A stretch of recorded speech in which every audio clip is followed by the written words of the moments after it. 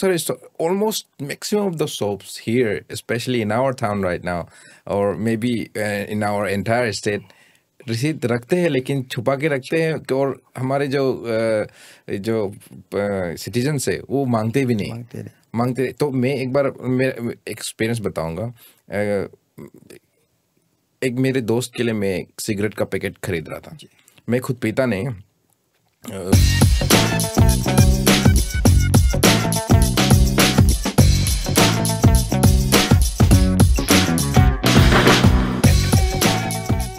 दूर नहीं है, जैसे कि वो चरालय हो गया, वो 2 माइल हो गया, उतना दूर नहीं है। बस थोड़ा सा आना है, एक एप्लीकेशन में पेपर में कंप्लेन देना है, बाकी आप लोगों का काम। अगर आना भी नहीं चाहेगा तो ई दाखिल वेबसाइट पे कंप्लेन कर सकते हैं। But that should be having a supporting documents like videography हो गया या तो रिसिप्ट हो गया, एविडेंस आपको या एनी विटनेसेस हो गया, उसके तहत आप फाइल कर सकते हैं। जहाँ रिसिप्ट का बात है, जो ट्रेडिंग लाइसेंस बनाया था वो तो कंपलसरी रिसिप्ट रखना ही है, कंपलसरी है वो, एक रिसिप्ट बुक रखना है। एंड बहुत सारा ऐसे ग्रोसरी स्टोर हो गया, गेलामाल शॉप हो गया, बहुत सारे almost maximum of the shops here, specially in our town right now, और maybe in our entire state, रसीद रखते हैं लेकिन छुपा के रखते हैं और हमारे जो सिटीजन्स है वो मांगते भी नहीं मांगते। तो मैं एक बार मेरा एक्सपीरियंस बताऊंगा। एक मेरे दोस्त के लिए मैं एक सिगरेट का पैकेट खरीद रहा था। मैं खुद पीता नहीं। तो सिगरेट का पैकेट में ऐसा होता है कि फ्लैग का जो पैकेट होता है कॉमनली जो यूज़ करते हैं वो 60 रुपीज़ का आता है और यहाँ बेचते हैं 70 रुपीज़ में। और ये मेरे जो दर्शक जन हैं, जो श्रोताजन हैं, सबको ये ध्यान से सुनना पड़ेगा कि मुझे पता है कि 99% लोग ये इस चीज़ कंज्यूम करते हैं जो हानिकारक है अपने शरीर के लिए। फिर भी मैं से आप लोग के एनलाइटमेंट के लिए बता रहा हूँ। तो जो सिगरेट के पैकेट में 60 रुपीज़ MRP आते हैं, MRP का मतलब वो होगा कि मैक्सिमम रिटेल प्राइस, और जो रिटेलर है, जो शॉपकीपर है, वो उससे ऊपर नहीं दे सकते हैं। जी। लेकिन वो 70 में दे रहे हैं, यानी कि वो 60 से 10 रुपये एक्स्ट्रा मांग के हमसे ले रहे हैं। तो मैंने कहा कि आप ये थोड़ा गलत कर रहे हैं। तो उन्होंने कहा नहीं भैया, यहाँ पे ऐसे ही चलता है, सब लोग, आप सारे के सारे दुकान पूछ लो, यहाँ पे ऐसे ही लेता है। हाँ लेते होंगे तो सारे के सारे गलत कर रहे हैं। हम MRP से ऊपर नहीं देगा। 10 रुपया मैंने भी कहीं से कमा के लेके आया है, मैंने भी खून पसीना किया है, तो हम भी आपको 10 रुपये वैसे बेवजह नहीं देंगे। तो उन्होंने कहा नहीं, ऐसे रिसीट भी नहीं रखता भैया, नहीं हो पाएगा। अब होगा ठीक है, आप दूसरा दुकान से लीजिए, मुझे सामान दीजिए। तो मैंने कहा I have the right to choose, और मेरा ये चूजिंग है कि मैं यही पैकेट लूँगा और आपको बराबर रुपया भी दूंगा, लेकिन आप हमको उसका रिसीट देना। तो वो देने का मना किया।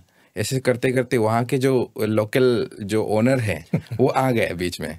तो हमको बोलने आदि से बोलने लगा, आनी देनो किंडू देनो किन्ने दडम लुमा पे, डोंट से लाइक दैट। हम तो अब तो जानकारी लाने में ना हो जाएगा ना, कुछ नहीं, ये होगा भाई, दे दो 60 में दे दो, हो जाएगा, हम भी निकल जाओ।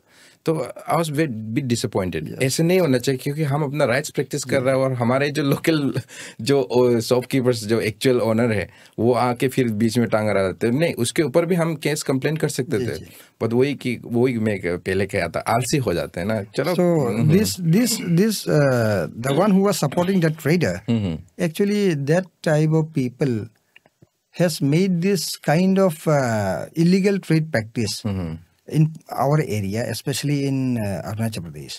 So right now, as a consumer, we should be aware. The first thing, certain cases has come up in our district consumer forum at Pasigar also in our court.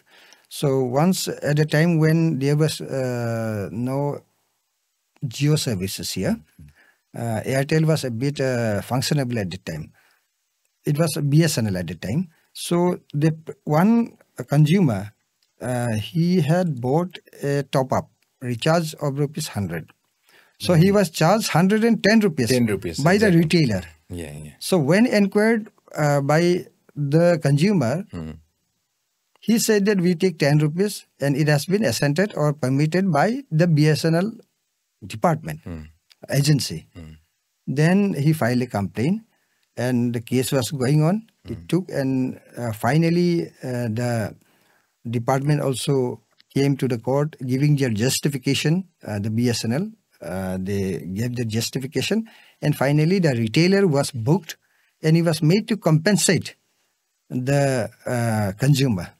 So it was 7 years back. Okay. So certain cases comes up, but that I would like to appreciate that boy who really came up with that complaint.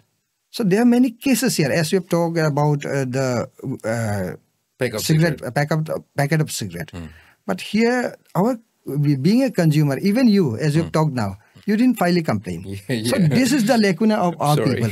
So we should be very, we should have that feeling and that in our mind that if we practice it today, they will get more tomorrow. Yeah. So the illegal trade practices will go on, and one day no one is going to ask them. So this is the matter. अभी जैसा आपका गर्म दिन आ रहा है, definitely you will be charge 10 rupees extra for freezing charge freezing का, और उसमें आप लोग सिर्फ इतना चाहते हो। कोल्ड ड्रिंक्स का मीनिंग क्या है?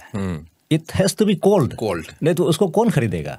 आपको चाय को तो गर्म करके पीना है, आप चाय को ठंडा करके देगा कोई पिएगा नहीं। Cold drinks means word itself indicates ना कोल्ड ड्रिंक, तो उसको फ्रीजिंग का चार्ज आप क्यों लेगा ना? ये तो आप लोग इसलिए तो मतलब सब लोग ये जागरूक होना चाहिए कि अरे अब कोल्ड ड्रिंक मींस ठंडा करके आप देना, आप गर्म करके तो कोई सेल नहीं करेगा। अभी चाय पिला रहे कोई, चाय पिला रहे तो गर्म करने का चार्ज, बात का बात ऐसा होने से तो गर्म करने का चार्ज मांगेगा। उसमें जो आपका एमआरपी है, मैक्सिमम रिटेल प्राइस, तो जो एमआरपी सामने में जो पैसा लिखता है, आप जैसा बोला 90 रुपीज है, that is only for retailer.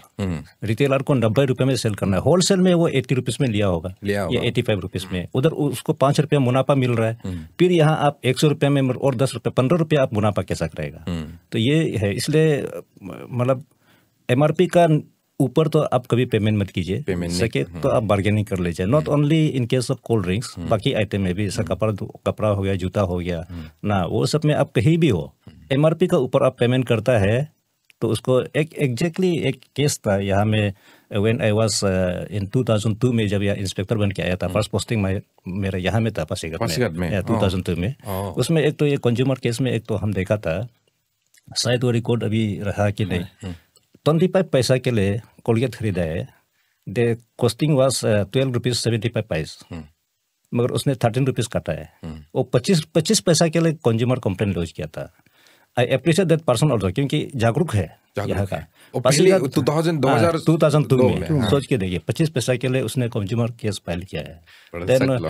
तो उसको हम लोग क्या किया, वो कंप्लेंट आने का पहले का तो सिस्टम अलग था, आजकल तो ई दाखिला हो गया। पहले तो प्रेसिडेंट को लिखता था, प्रेसिडेंट हम लोग का DC himself is a president, तो उसको लेके फिर वो फाइल को हमको इंट्रोस करता है। हमने पूरा उसी बेच का जितना कोलगेट सब जब्त किया था, उठा के रखा था, उसको सेल करने नहीं दिया। उसका बाद तो एपोलॉजी लिखा है प्रेसिडेंट का नाम में, मगर हम केस को रजिस्टर नहीं कर दिया, क्योंकि वो दुकानदार का भी बहुत लॉस हुआ, और वो भी एक टीचर था, तो वो भी बोला कि नहीं सर, हम उसको सबक सिखाना चाहता है। एग्जैक्टली। तो वही है, कंज्यूमर अगर जागरूक होगा तब हम लोग भी डिपार्टमेंटली काम करने के लिए अच्छा लगता है। एक्चुअली पासीघाट में मेरा ख्याल से नेक्स्ट टू ईटानगर, पासीघाट में कंज्यूमर केस थोड़ा ज्यादा है। आई थिंक वी हैड 65 में से कंप्लेंट्स आते हैं। अभी 65 में से शायद हम लोग डिस्पोज 63 कर दिया, क्या 63 कर दिया, सक्सेसफुल डिस्पोज, नहीं 63 डिस्पोज कर दिया। अभी नया भी आया है, इवन एजुकेशन सेक्टर का भी है अभी केस जो आया है, नया केस एजुकेशन सेक्टर में। हाँ, इवन आपका व्हीकल परचेज का भी है ना, और बैंक का भी है ना। ऐसा मतलब इंटरेस्टिंग केस है यहाँ पे पासीघाट में। तो हम तो देखिए, हम तो बाजार में भी पोस्टिंग था, आलो में भी पोस्टिंग था, वहाँ में ऐसा हम नहीं देखा है। Pasighat and Itanagar is something different, मतलब आदमी जागरूक हो रहा है, ये अच्छा लगता है ना। क्योंकि अभी और एक चीज़ मैं बताना चाहूँगा, ये मैं क्लियरली मतलब दिल खोल के मैं सबके सामने ये कंप्लेंट अभी सबके सामने मैं कर रहा हूँ।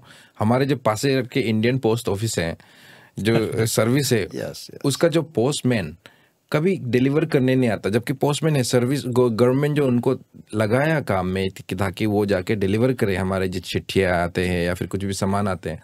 तो मेरे साथ मतलब 10 से या 20 से ज़्यादा ऐसे कुछ सामान उन्होंने मुझे कॉल किया कि आपका सामान आया, लेने आ जाइए। अगर ये आप इंडियन पोस्ट ऑफिस जो सेंट्रल में सुन रहे होंगे तो आप प्लीज़ ये सब इसको थोड़ा ध्यान दीजिएगा। मतलब उसमें ऐसे होता है कि हमको कॉल करता है कि वो आपका सामान आया, लेने आइए। तो मैं कहता हूँ कि आपका डिलीवरी मैन जो है, पोस्टमैन जो है, उसको आके पहुँचाने दे। पोस्टमैन नहीं है अभी, वो कहीं कुछ काम से बिजी है। तब जब मैं आता हूँ सामान लेने तो मैनेजर को मैं हमेशा कंप्लेंट लिखता हूँ। मैनेजर कहते हैं कि हाँ ठीक है मैं वो कर दूंगा। बाद में ऐसा होता है कि 1-2 दिन के बाद फिर से वो ही चल रहा होता है।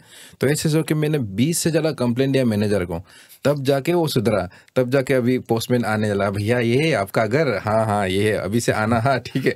तो ऐसे होके अभी वो आ रहा है। तो मैं कंप्लेंट किया इसलिए वो अभी आ रहा है। लेकिन बहुत सारे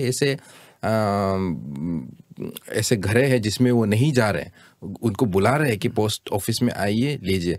तो इनका मैंने तो मैनेजर में कंप्लेन किया, उससे बढ़कर भी मैं कुछ कंप्लेन दे सकता हूँ आप लोग को या फिर किसी वो तो वो सर्विसेज में आते हैं। हाँ, सर्विसेज में जब आते हैं तो आप you have even right to claim for compensation and even the mental agony which they have cost to you.